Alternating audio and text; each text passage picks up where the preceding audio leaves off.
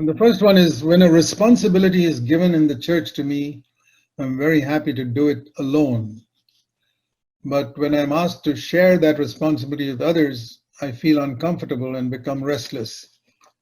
First of all, I want to praise the Lord for someone who's so honest as to admit that. You know, the first step to deliverance from any bad habit or sin is to be honestly acknowledge that I'm like that. If you don't acknowledge it, you know, the problem with Adam, when God asked him, did you eat this tree? He should have said, yes, I'm sorry, I did it. Instead of that, he said, no, my wife. So the moment you don't, we've all got that habit of putting the blame on somebody else. But if you can acknowledge, Lord, there's something wrong with me, you can be delivered from it.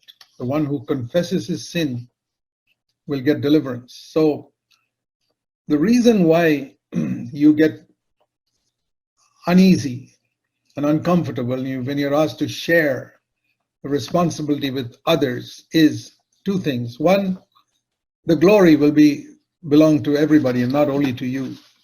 You know, you'll feel, well, I want all the good credit for myself for what I did. So that's one thing. And the second thing is, if you're doing it yourself, you can have your own way. You don't have to deny yourself in anything, because if you work with another person, he'll say, hey, let's do it like this. And you have to sort of compromise, not compromise in terms of your convictions, but you have to yield in some areas when you work together. And see, this is the big problem in married life. There's a lot of people who thought they had a wonderful spiritual life when they were single. They thought it was spiritual. They get married and discover all of a sudden they're not spiritual. It's not that they suddenly became carnal. No. The thing is, when you're single and you have a problem with people outside, you can pull away from them and go to your room and retreat and be by yourself and you're okay. But when you get married and you have a problem outside and you pull back to your room, there's somebody else in your room, your wife, and you can't get away from her, then you discover that you're utterly selfish. You see, one of the great discoveries that people make when they get married is how thoroughly selfish they are if they're honest. And if they're willing to put that self to death and say, Lord, thank you, I never knew how selfish I was till I got married. I want to put it to death to follow Jesus.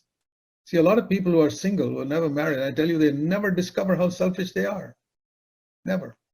I mean, you've got to have really be radical and wholehearted like Jesus and Paul to see selfishness and fight it. But the average single person never discovers it. So when you have to work together with other people, you'll get a lot of discovery of your own selfishness. And if you're interested in becoming like Jesus, you'll be thanking God that you worked with somebody else.